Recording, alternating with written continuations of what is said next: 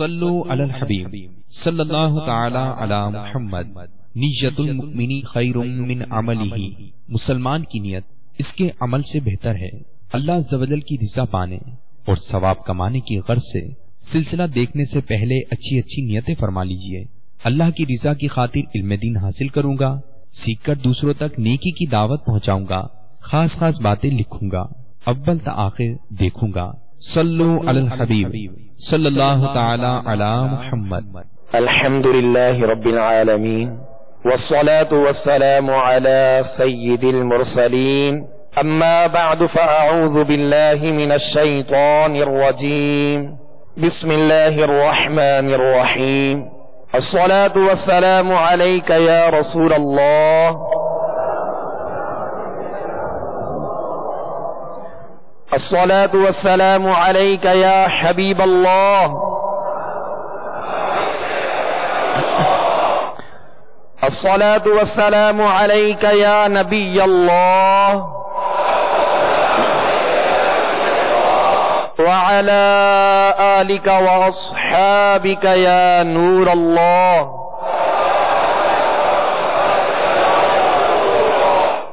میٹھے میٹھے اسلامی بھائیوں اور میرے مدنی چینل کے ناظرین، آج انشاءاللہ عز و جل ہم مدنی قاعدے کے سبق نمبر 12 کی مشق کریں گے۔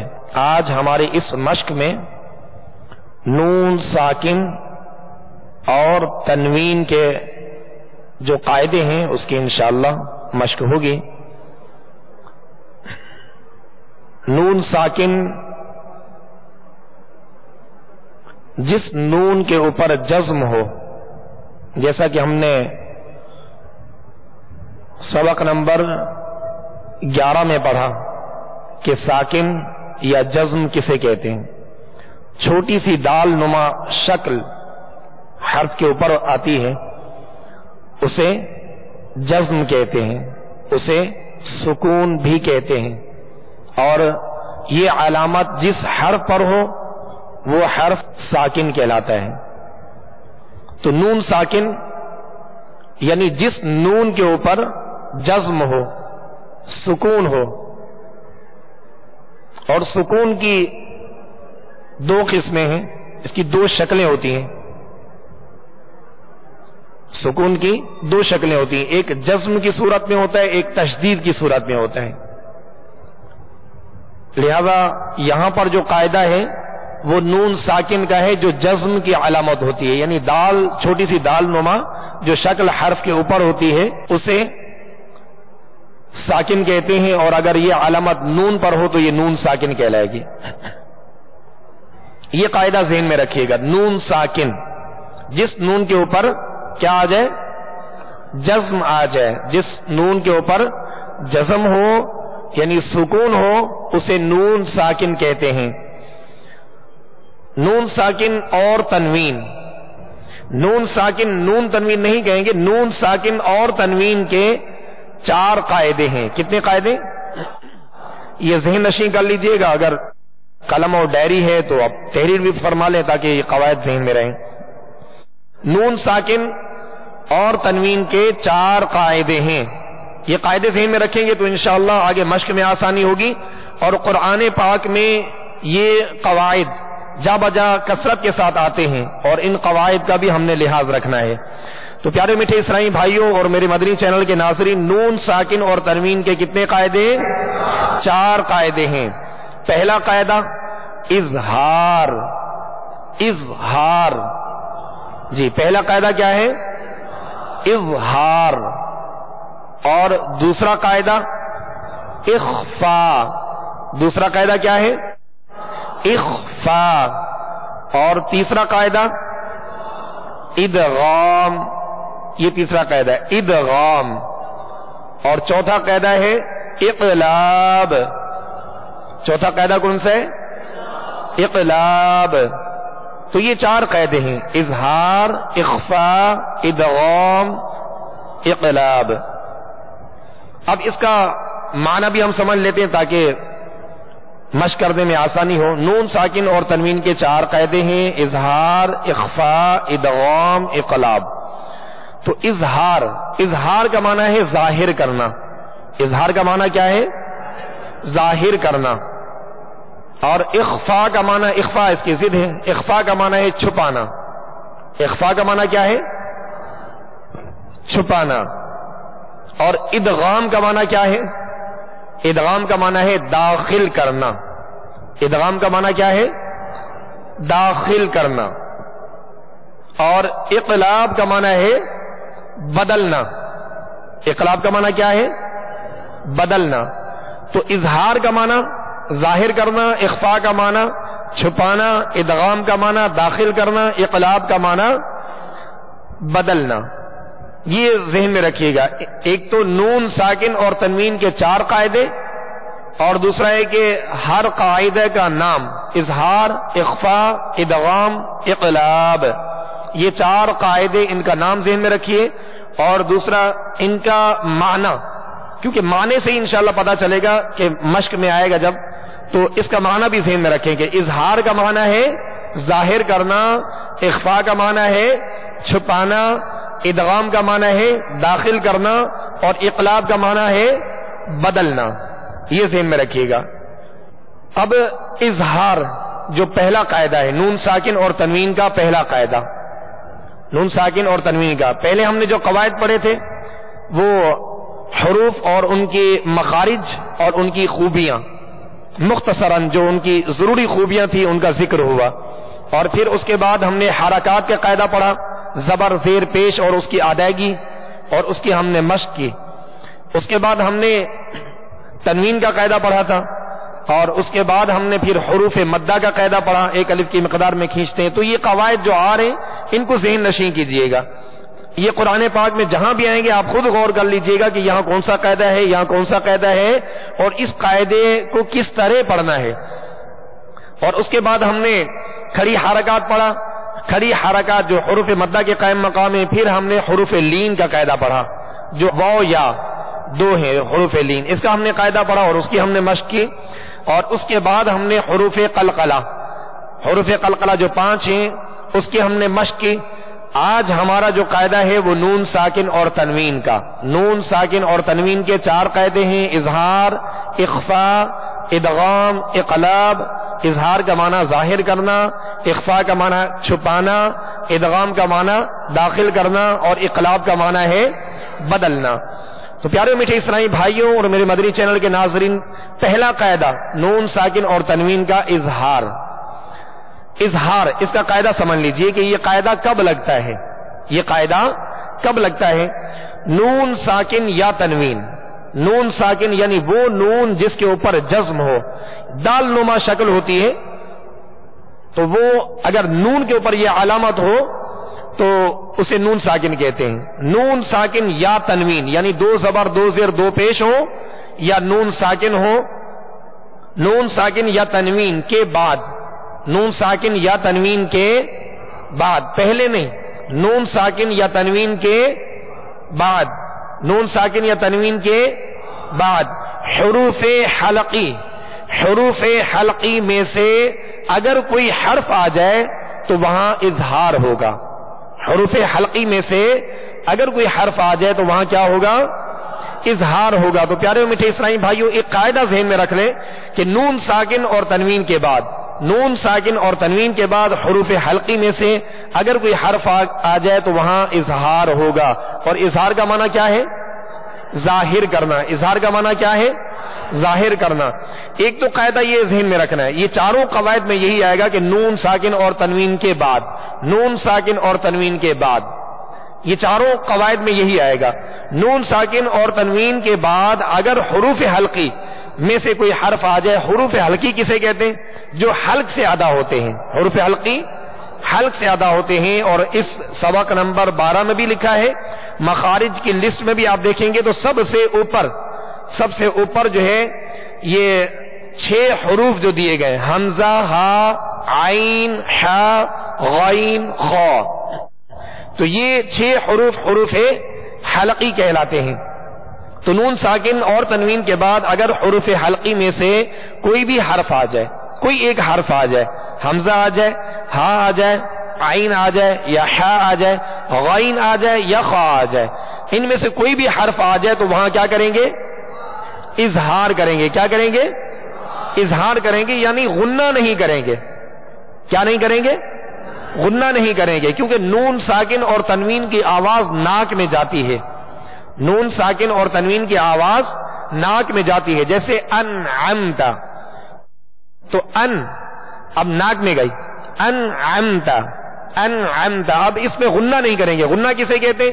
کہ ایک الف کی مقدار میں آواز کو ناک میں لے جا کر ٹھہرانا، ناک میں آواز کو ظاہر کر دینا، ٹھہرانا ایک الف کی مقدار.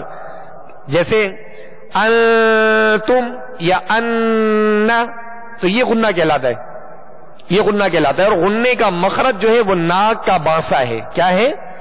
ناک کا بانسا، یہ غنے کا مخرج ہے. یعنی غنہ یہیں سے ادا ہوتا ہے، غنہ ناک سے ادا ہوتا ہے. اور ناک میں ایک الف کی مقدار اگر ہم نے آواز کو ٹھہرا دیا تو یہ غنہ کہلائے گا. غنہ کی ہم نے دو قسمیں شروع میں پڑھی تھی، غنہ آنی اور غنہ زمانی. غنے کی کتنی قسمیں؟ دو قسمیں. غنہ آنی، حمزہ ہے اس میں آنی، غنہ آنی اور غنہ زمانی. ٹھیک ہے؟ تو غنہ آنی جو ہوتا ہے وہ کسی چیز کا محتاج نہیں ہوتا. غنہ آنی نون اور میم کی صفت لازمہ ہے. یہ وہ خوبی ہے جو لازم ہے، صفت خوبی کو کہتے ہیں. لہذا نون اور میم کی غنہ آنی جو ہے یہ صفت لازمہ ہے، اور اس کی کوئی مقدار بھی نہیں کہ جیسے نون اور میم کو ادا کریں گے تو یہ غنہ خود بخود ادا ہو جائے گا.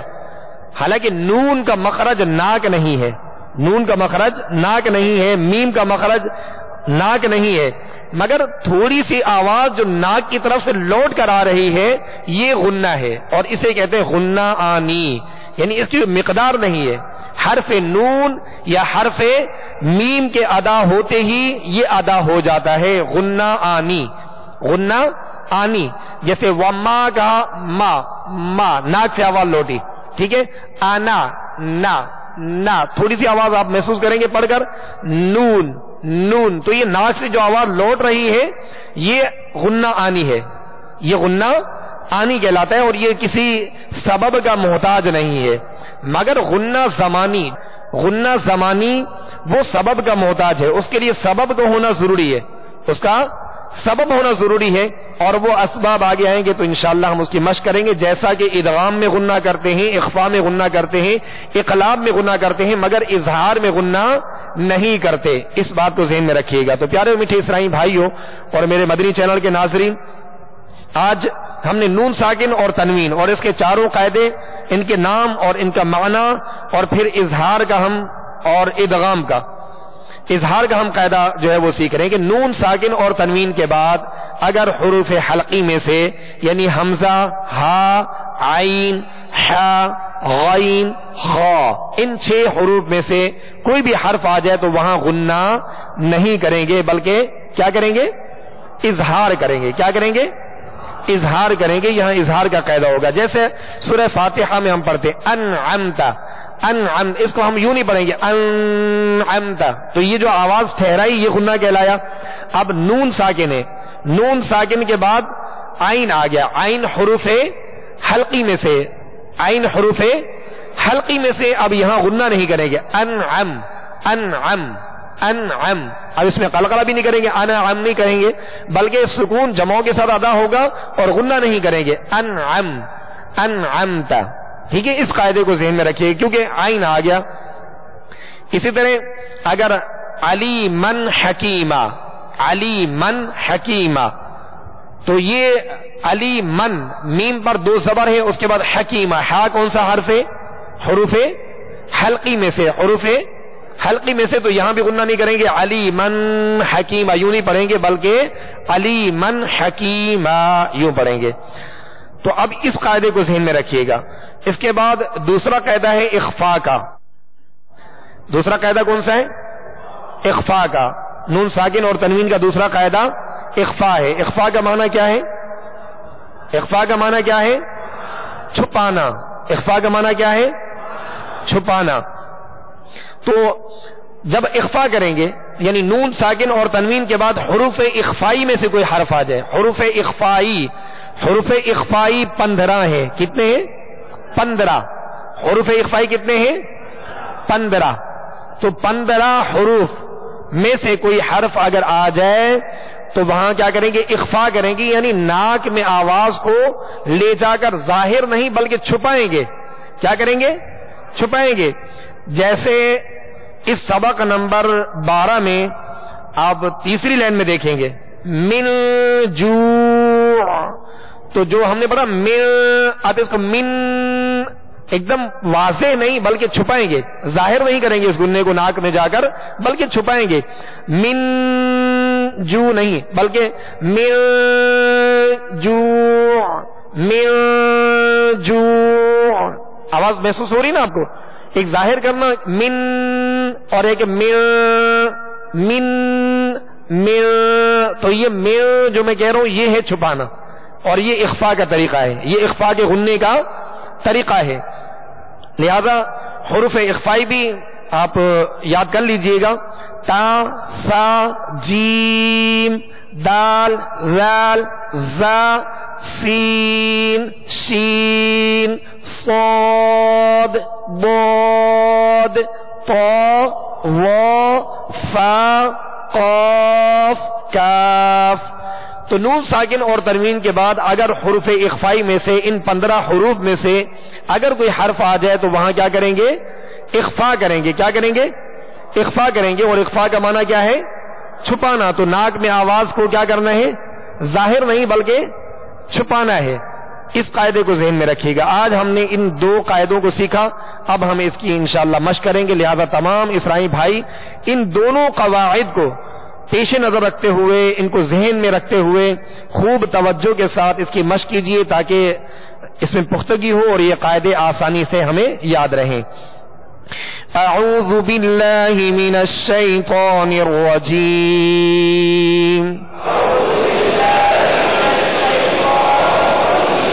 بسم اللہ الرحمن الرحیم۔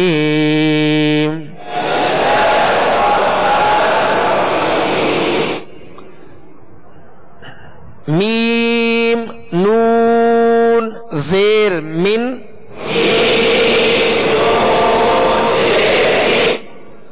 حمزہ، زبر، ا، من، ا، جیم، زبر، جا، من، اجا، لام، دو، زیر، لن، من اجالن۔ اب یہ قاعدہ آپ بتائیے گا، قاعدہ کون سا ہے یہاں پہ؟ ماشاءاللہ، تو یہاں قاعدہ اظہار کا ہے، ٹھیک ہے۔ نون ساکن ہے، نون ساکن کے بعد کیا ہے؟ نون ساکن کے بعد حمزہ ہے، اور حمزہ حروف حلقی یعنی 6 حروف جو ہیں ان حروف میں سے حمزہ ہے۔ من اجالن، جھٹکا بھی نہیں دینا اور غنہ بھی نہیں کرنا۔ غنہ من اجالن، یہ جو ٹھہر گئے یہ غنہ کہلاتا ہے، بلکہ اظہار کرنا ہے، ظاہر کرنا ہے۔ من اجالن، من اجالن، آگے چلیے۔ من ہادن، من ہادن۔ نون ساکن کے بعد کون سا حرف ہے؟ ہا، کون سے حروف میں سے؟ یہاں کیا کریں گے؟ اظہار کریں گے۔ من ہادن، بس نون ساکن اور تنوین اور حروف حلقی یہ ذہن میں رکھیے۔ نون ساکن اور تنوین اور حروف حلقی 6 حروف ذہن میں رکھیے، خود بخود آپ کو پتا چلے گا کہ یہاں اظہار ہے، یہاں اظہار کا قاعدہ ہے، خود بخود آپ واضح اس چیز کو انشاءاللہ سمجھ جائیں گے۔ من ہادن، من علق، من علق، من حکیم، من حکیم۔ اب یہ ترتیب سے جو ہے مدنی قاعدے میں پیارے اسلامی بھائی اور میرے مدنی چینل کے ناظرین آپ دیکھ رہے ہوں گے کہ یہ ترتیب سے حروف حلقی دیے گئے، قواعد دیے گئے۔ اب ہم نے پڑھا من اجالن، تو حمزہ، ہا، عین، ہا، غین، خا، یہ حروف حلقی ہیں۔ حمزہ، ہا، عین، ہا، غین، خا، آپ دہرائیے۔ یہ 6 حروف ہیں، اور یہاں بالترتیب جو ہے اس میں جو ہے یہ قواعد دیے گئے. من اجلن میں کون سا قید ہے؟ اظہار کا، اس لیے حمزہ آ گیا. ٹھیک ہے. من ہادن نون ساکن کے بعد کیا ہے؟ ہا ہے، اور ہا حروف حلقی میں سے، تو حمزہ ہا دو ہو گئے. اب من علقن نون ساکن کے بعد کون سا قید ہے؟ عین آ رہا ہے، تو کون سا قید لگے گا؟ اظہار کا. من حکیم یہاں قاعدہ کون سا ہے؟ اظہار کا، اس لیے کہ یہاں حرف حا آ رہا ہے. ٹھیک ہے. اور حمزہ ہا عین حا. ٹھیک ہے. اب غین آئے گا اور پھر خا آئے گا. من غفور، من غفور یہاں بھی کیا کریں گے؟ اظہار کریں گے. من غفور، من خوف، من خوف.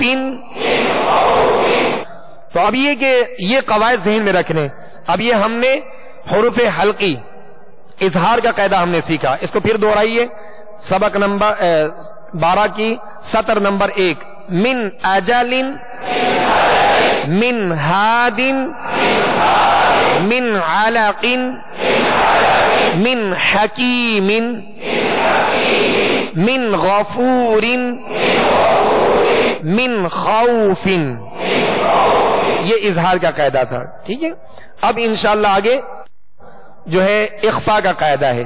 اخفاء کا ہم نے قاعدہ کیا پڑھا تھا کہ نون ساکن اور تنوین کے بعد، نون ساکن یا تنوین کے بعد حروف اخفاء جو 15 حروف ہیں، ان حروف میں سے کوئی بھی حرف آ جائے تو وہاں کیا کریں گے؟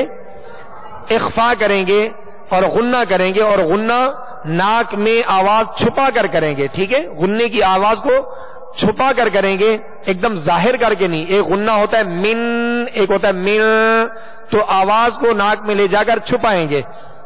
ٹھیک ہے. اب اس کو پڑھتے ہیں ہم. فمن تبع، غنہ زمانی جو ہم نے پڑھا تھا، غنہ جو سبب کسی سبب کے تحت آتا ہے اسے غنہ زمانی کہتے ہیں. اور اس غنے کی مقدار کیا ہے؟ 1 الف کی مقدار. 1 الف یعنی 2 حرکت کی مقدار میں غنہ کریں گے.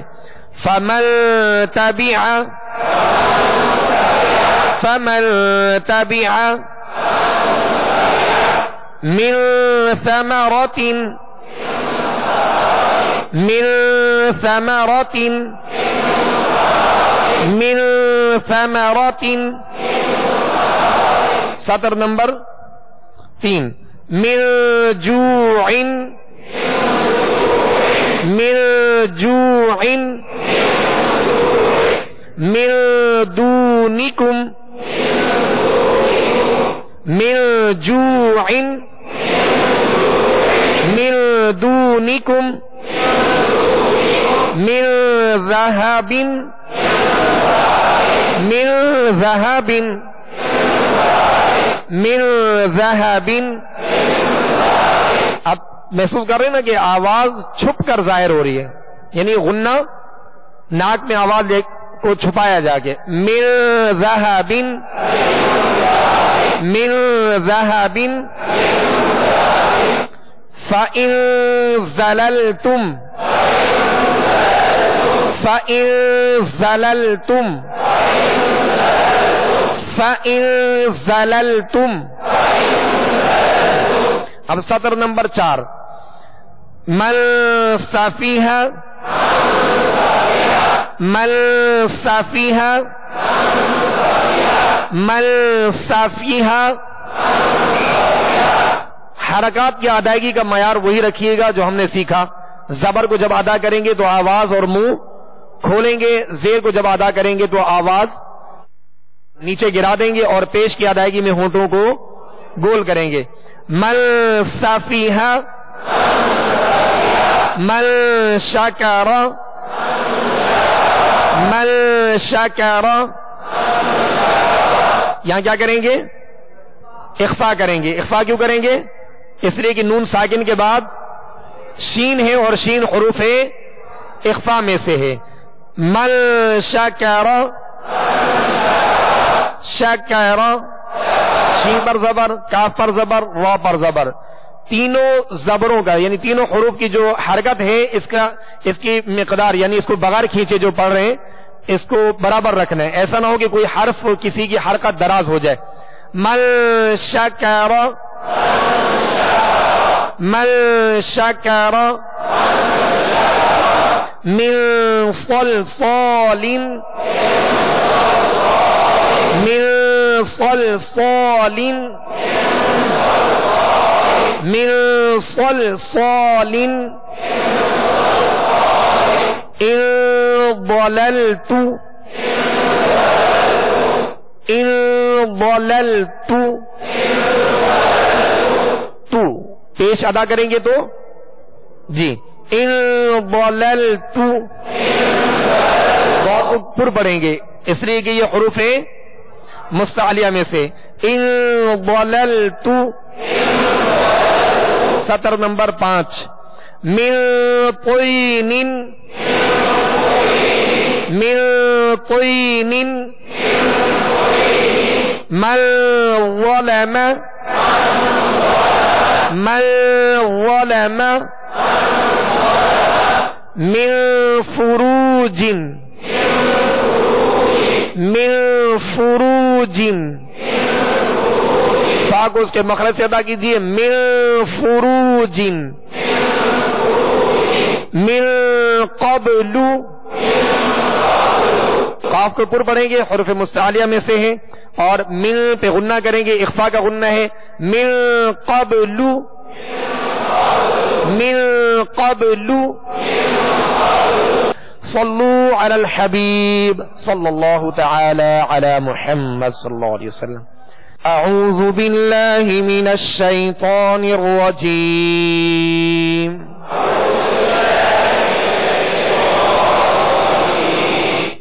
بسم اللہ الرحمن الرحیم.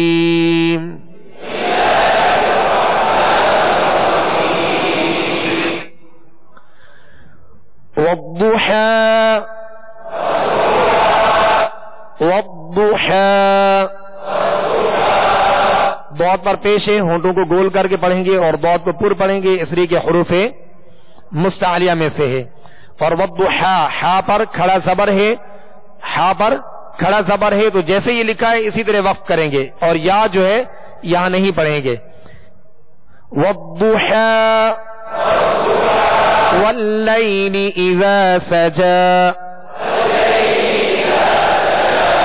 والضحى واللیل اذا سجا ما ودعك ربك وما قلى ما ودعك ربك وما قلى. پیارے اسلامی بھائیو یہاں دیکھیں ما ہم نے اس کو کھینچا. ودعک دال پر عین پر کاف پر کیا ہے زبر ہے. آواز اور منہ کھول کر پڑھیں گے اور کھینچیں گے نہیں دراز نہیں کریں گے. حرکات کو جیسے ہم نے پڑھا تھا مدنی قاعدے میں وہی معیار رکھیے اور وہی انداز رکھیے. ما ودعک دعک دعک ودعک سمجھ رہے نا آپ. اور اسی طرح ربک ربک ربو کا نہیں ربو کا ایسے نہیں بلکہ با پر صرف پیش ہے تو اس کو بغیر کھینچے پڑھیں گے اور معروف طریقے سے ہونٹ گول کر کے پڑھیں گے. ربو کا کاف کو بھی نہیں کھینچیں گے. وما یہاں الف مدہ آ گیا. ٹھیک ہے. اب یہ تمام قواعد اور حرکات کی ادائیگی ذہن میں رکھیے گا. اگر یہاں پر ہم نے کھینچ دیا تو حرف مد پیدا ہو جائے گا. کیا ہوگا حرف مد. جیسے کسی نے پڑھا ودعکا تو کاف کے ساتھ الف مدہ پیدا ہو گیا. تو حرف لفظ کے اندر حروف کا گھٹانا یا بڑھانا یہ بڑی غلطی کہلاتی ہے. کیا کہلاتی ہے بڑی غلطی کہلاتی ہے. لحن جلی کہلاتی ہے. اور اگر یہ غلطی سرزد ہو جائے تو بسا اوقات معنی بھی بدل جاتے ہیں. ما ودعك ربك وما قلى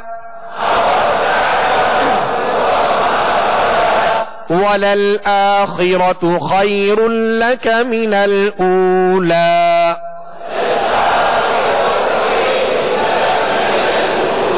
وَلَلْآخِرَةُ خَيْرٌ لَكَ مِنَ الْأُولَى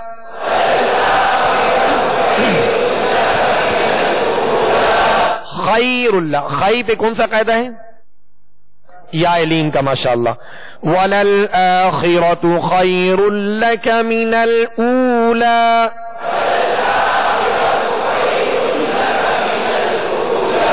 وَلَسَوْفَ يُعْطِيكَ رَبُّكَ فَتَرْضَى.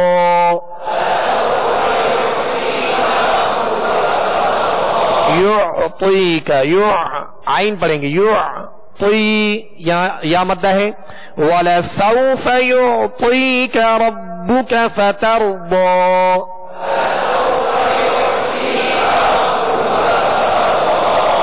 أَلَمْ يَجِدْكَ يَتِيمًا فَآوَى.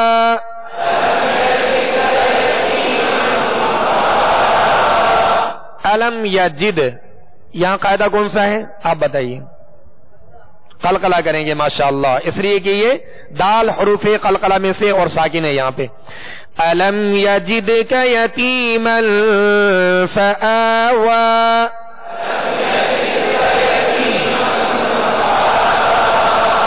وَوَجَدَكَ ضَالًّا فَهَدَى.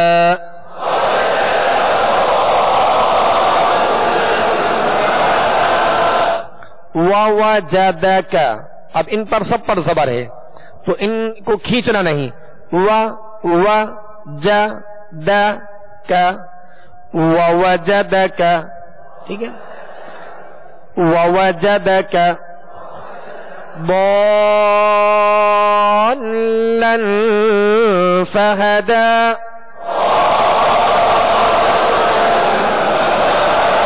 اب ضاد کے الف کے اوپر آپ دیکھیں گے کہ ایک لکیر ہے، اور یہ لکیر مد کی علامت ہوتی ہے، اس کو کھینچا جاتا ہے. یہاں مد لازم ہے انشاءاللہ عز و جل. مدنی قاعدے میں اس کا بھی سبق آئے گا اور اس کی مشق کریں گے کہ مدات کی انشاءاللہ آپ بھی جب ہم سیکھیں گے تو آپ کو آسانی ہوگی. لہذا یہ علامت جو اوپر لکیر ہے تو یہ کھینچنے کی علامت ہوتی ہے، اس کو دراز کریں گے. وَوَجَدَكَ ضَالًّا فَهَدَى.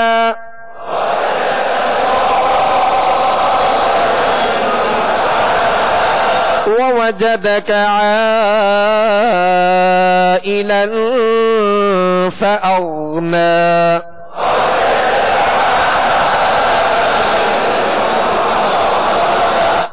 وَوَجَدَكَ میں آواز بالکل برابر رہے، آواز زبر کی ادائیگی کی آواز برابر رہے.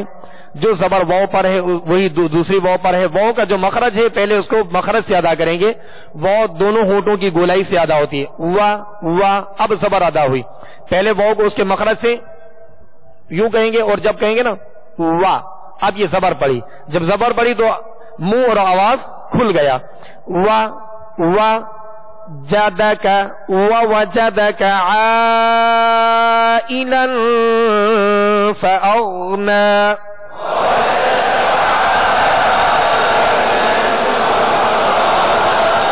تو عین کو ہم جو کھینچا، عین کے ساتھ الف مدہ ہے اور اس کے اوپر آپ دیکھیں گے کہ یہ لکیر ہے. یہ جو اوپر ہے اس کی علامت ہے کہ اس کو ہم نے دراز کرنا ہے. آگے قاعدہ ہے عائلن، لام پر کیا ہے؟ دو زبر کی تنوین، ٹھیک ہے. اس کے بعد کون سا حرف ہے؟ فا کون سے حروف میں سے؟ ماشاءاللہ حروف فا میں سے. یہاں کیا کریں گے؟ غنہ کریں گے. وَوَجَدَكَ عَائِلًا فَأَغْنَى.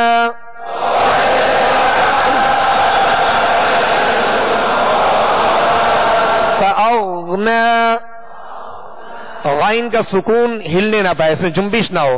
فَأَغْنَى. فَأَمَّا الْيَتِيمَ فَلَا تَقْهَرْ.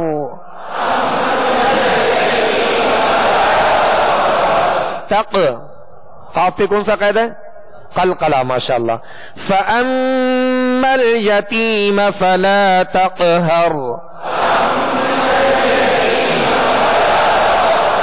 وَأَمَّا السَّائِلَ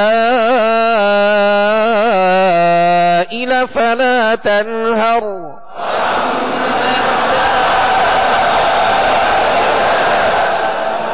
فلا تنہر، یہاں تن نون ساکن ہے، اس کے بعد کون سا حرف ہے؟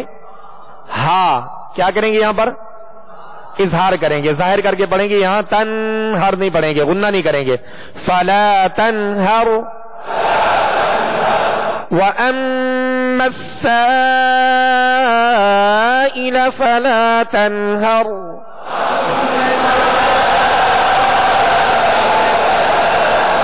وَأَمَّا بِنِعْمَةِ رَبِّكَ فَحَدِّثْ.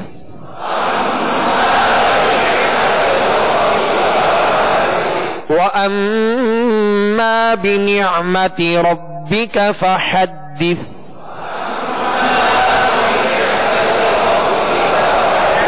فحدث، یہ سا ہے، آخر میں سا کو ساکن کر دیا تو حدث، سا اس کو سیٹی کے بعد پیدا نہ ہو، نرمی سے ادا ہو. وَأَمَّا بِنِعْمَةِ رَبِّكَ فَحَدِّثْ.